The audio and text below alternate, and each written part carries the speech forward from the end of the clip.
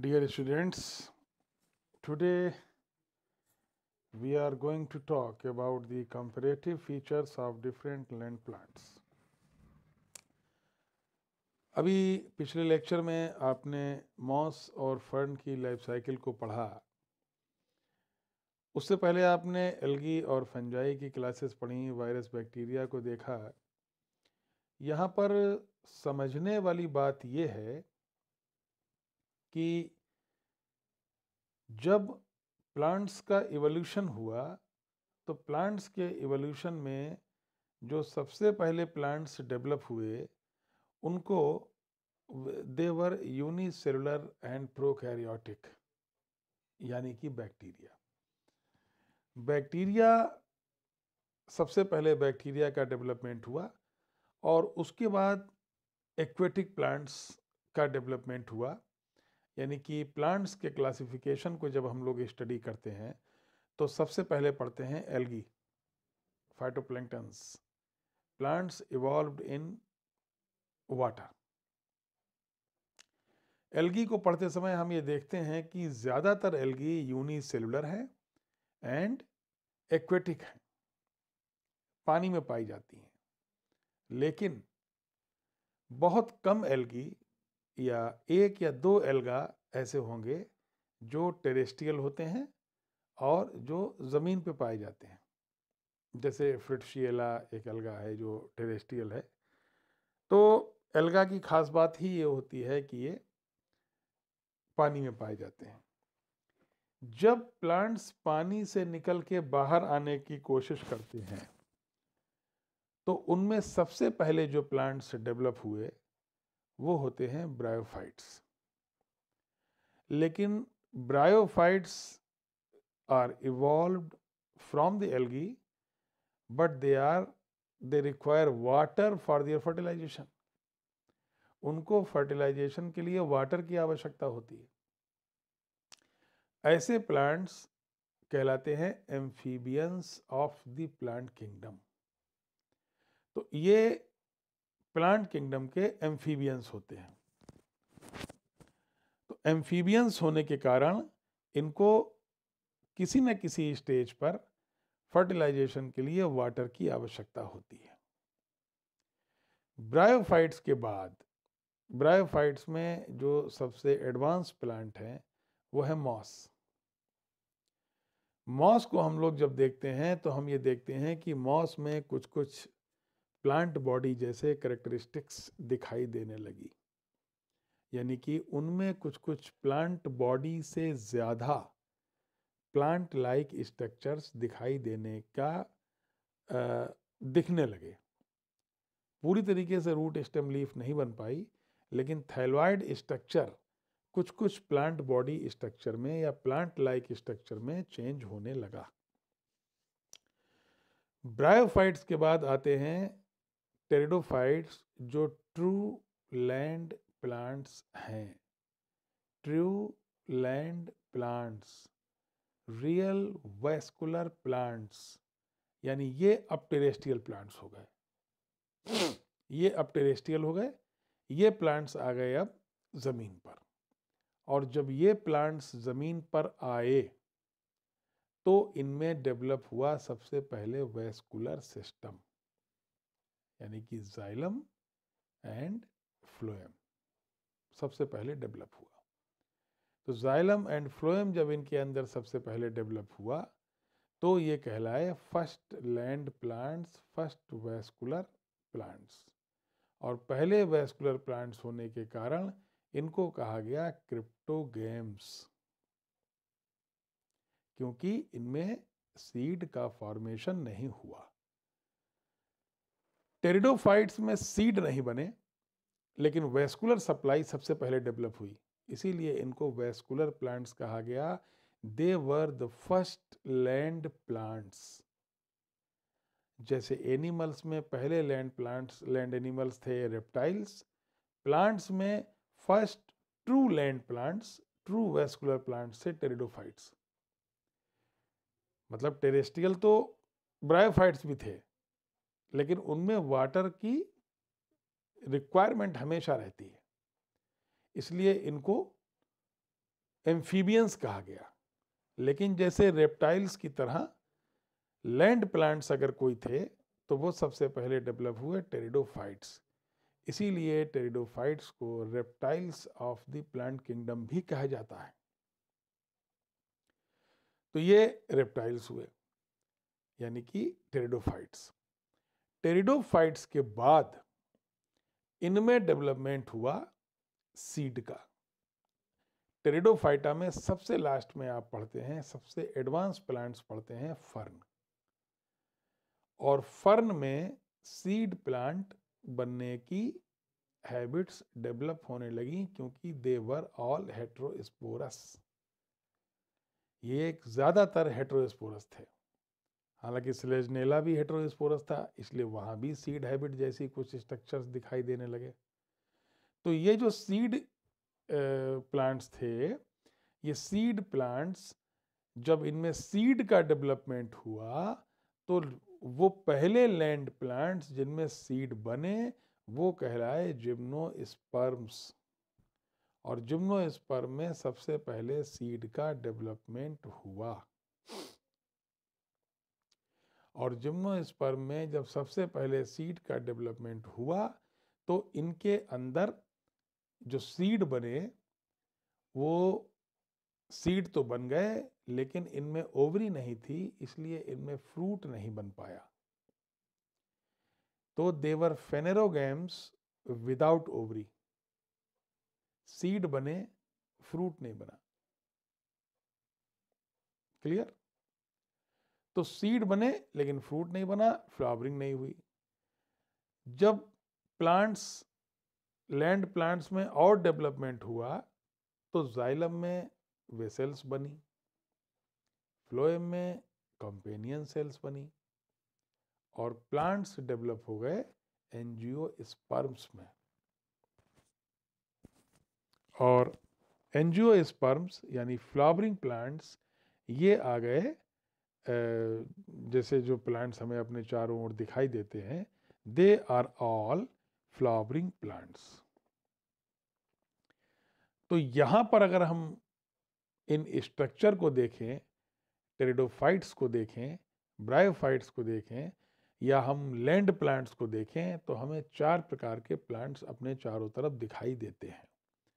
उनमें पहला है amphibians of the plant kingdom, जिनको कहा जाता है ब्रायोफाइटा। ये टेरेस्ट्रियल प्लांट्स हैं।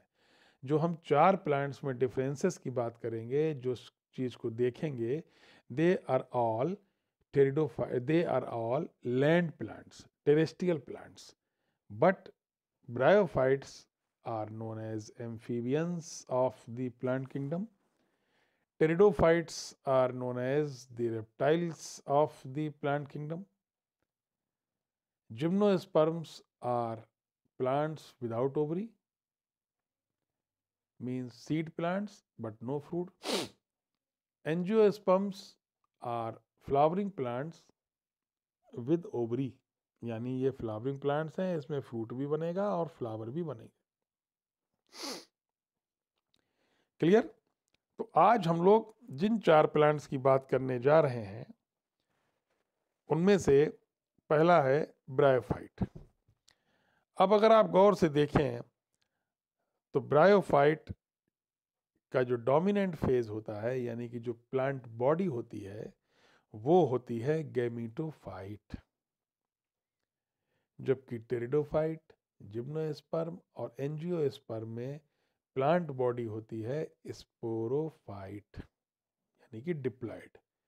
तो ब्रायोफाइट में प्लांट बॉडी हैप्लॉयड या थैलॉयड या गैमेटोफाइट, जबकि स्पोरोफाइट में plant body diploid, sporophyte diploid, sporophyte diploid, sporophyte. Pterido, gymno and angio, तीनों में प्लांट बॉडी स्पोरोफाइट, यानी कि जो मेन प्लांट बॉडी जैसी होती है वो डोमिनेंट फेस कहलाता है। तो मेन प्लांट बॉडी हैप्लॉयड है, गैमेटोफाइट है ब्रायोफाइट्स में, और वही डोमिनेंट फेज है, जबकि बाकी तीनों में प्लांट बॉडी है डिप्लॉयड और वही इनका डोमिनेंट फेज है। वेस्कुलर सिस्टम आपको मालूम है कि ब्रायोफाइट्स थैलस हैं अभी ये पानी के पास में ही रहते हैं, तो they do not require xylem and phloem, so there is no vascular system. लेकिन टेरिडोफाइटा, जिम्नोस्पर्म और एंजियोस्पर्म में वैस्कुलर सिस्टम प्रेजेंट होता है। इनमें जाइलम और फ्लोएम का डेवलपमेंट हो चुका है। अब आया एम्ब्रियो। एम्ब्रियो चूंकि जाइगोट, जब इनमें रिप्रोडक्शन होगा और मेल और फीमेल में रिप्रोडक्शन होगा तो जाइगोट बनता है। तो जाइगोट बनता है तो जाइगोट के बाद एम्ब्रियो बनता है, जो कि एक नॉर्मल प्रक्रिया है, एक नॉर्मल स्ट्रक्चर है। तो ये एम्ब्रियो सभी में प्रेजेंट होता है, ब्रायोफाइट में भी, टेरिडोफाइट में भी, जिम्नोस्पर्म में भी और एंजियोस्पर्म में भी एम्ब्रियो प्रेजेंट होता है। सेक्स ऑर्गन्स, आप देखें कि सेक्स ऑर्गन्स जो होते हैं वो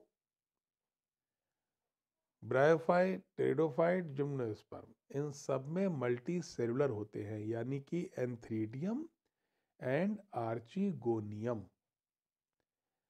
या तो एंथ्रीडियम एंड ऊगोनियम होगा, और ब्रायो में आते आते वो ऊगोनियम चेंज हो गई आर्चिगोनियम में, जो कि टेरिडो में भी थी, जो जिम्नोस्पर्म में भी थी।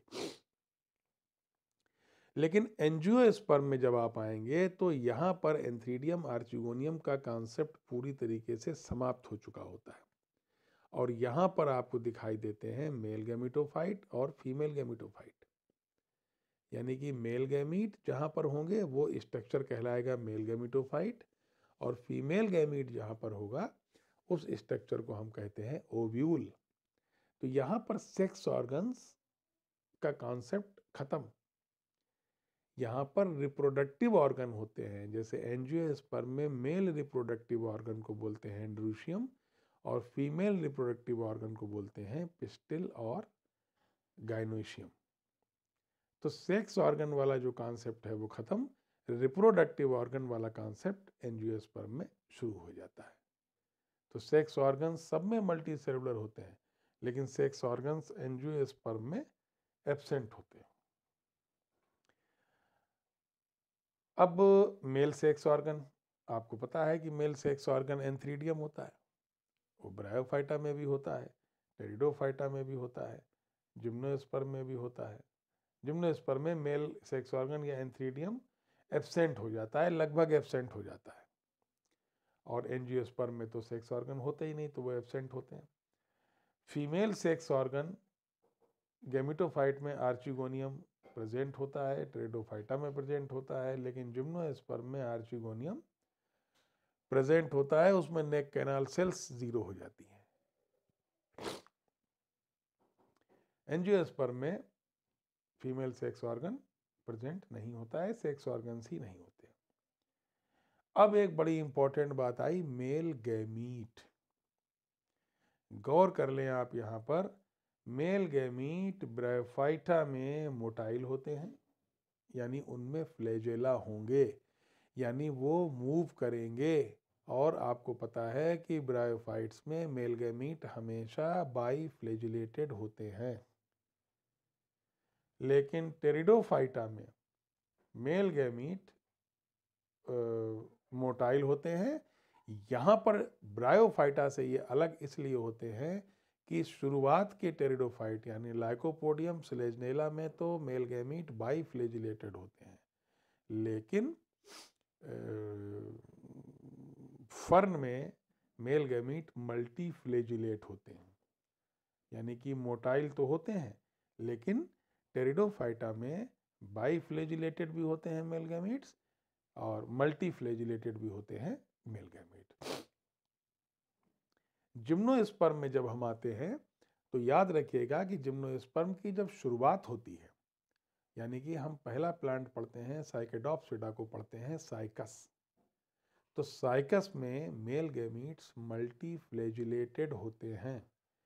क्योंकि आप ध्यान दें तो टेरिडोफाइटा का लास्ट प्लांट है फर्न, फर्न में मेल गैमीट्स मल्टी फ्लैजिलेटेड होते हैं, और जिम्नोस्पर्म का पहला प्लांट है साइकस, तो साइकस में मेल गैमीट्स मल्टी फ्लैजिलेटेड होते हैं। तो जब मल्टी फ्लैजिलेटेड होंगे तो ये अपने आप मूव कर सकते हैं, और अगर ये मूव कर सकते हैं तो इनको किसी भी स्पर्म कैरियर की ज़रूरत नहीं है। तो यहाँ पर पॉलन ट्यूब तो बनती है, लेकिन पॉलन ट्यूब मेल गैमीट्स या स्पर्म को ले जाने का काम नहीं करती। इसीलिए कहा जाता है कि जो साइकस होता है उसमें फर्टिलाइजेशन ज़ूडियोगैमस होता है। ज़ूडियोगैमस का मतलब होता है व्हेन द मेल गैमीट्स और sperm are able to move.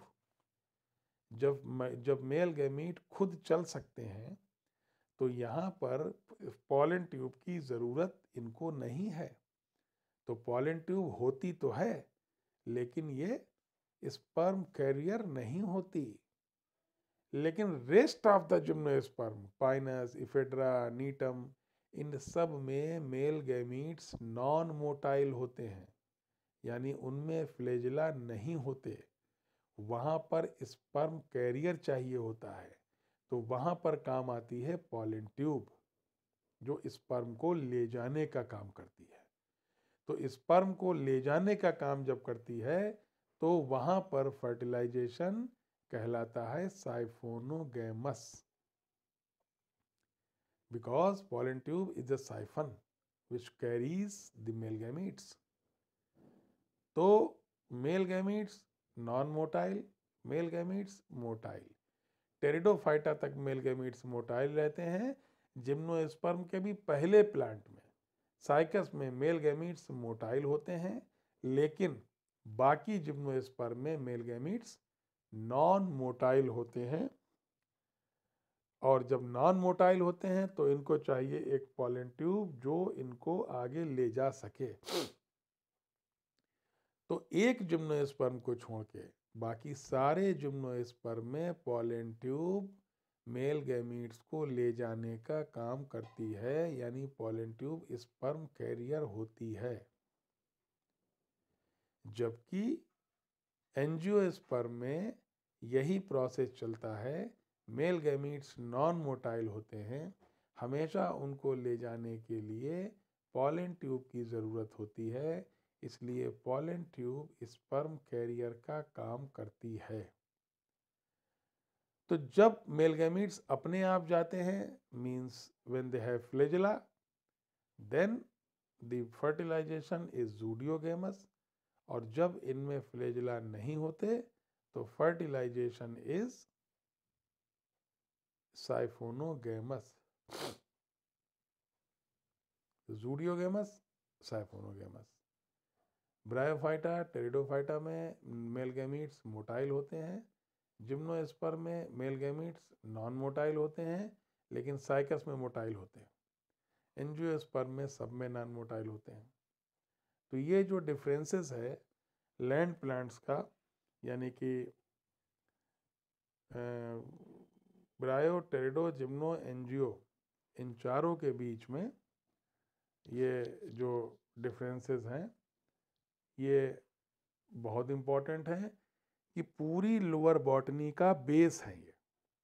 यानी लोअर बॉटनी जब आप पढ़ते हैं तो आपके पास ये आपको पता होना चाहिए कि हम जो पढ़ रहे हैं उनमें और जो हम इससे आगे पढ़ेंगे उनमें क्या अंतर है। ब्रायो और टेरिडो में क्या सिमिलरिटीज़ हैं, क्या डिफरेंसेस हैं। टेरिडो और जिम्नो में क्या सिमिलरिटीज़ हैं, क्या डिससिमिलरिटीज़ हैं। जिम्नो एंड एंजियो में क्या सिमिलरिटीज़ हैं, क्या डिससिमिलरिटीज़ हैं। ये बात जानना इसलिए आवश्यक है क्योंकि ये कॉन्सेप्ट है, और कॉन्सेप्ट को जब आप पढ़ते हैं, कॉन्सेप्ट को जब आप स्टडी करते हैं तो आपको समझ में आता है कि आप कैसे इस काम को कर सकते हैं। वरना आप ब्रायो, टेरिडो, जिम्नो पढ़ते रहोगे लेकिन उनके बीच में जो डिफरेंसेस हैं उनका अध्ययन आप नहीं कर सकते, या किससे किसका डेवलपमेंट हुआ इस बात को समझने के लिए भी आपके पास एक माध्यम होना चाहिए जो कि आपके पास ये डिफरेंसेस का मौजूद है। तो ये शॉर्ट में डिफरेंसेस आपके पास मौजूद हैं। आप इसका स्क्रीनशॉट ले लें, इसको अपनी कॉपी पे बना लें, इसको रट लें, समझ लें और ये देख लें कि कैसे ये कंप्लीट होता है। तो आज के लिए सिर्फ इतना।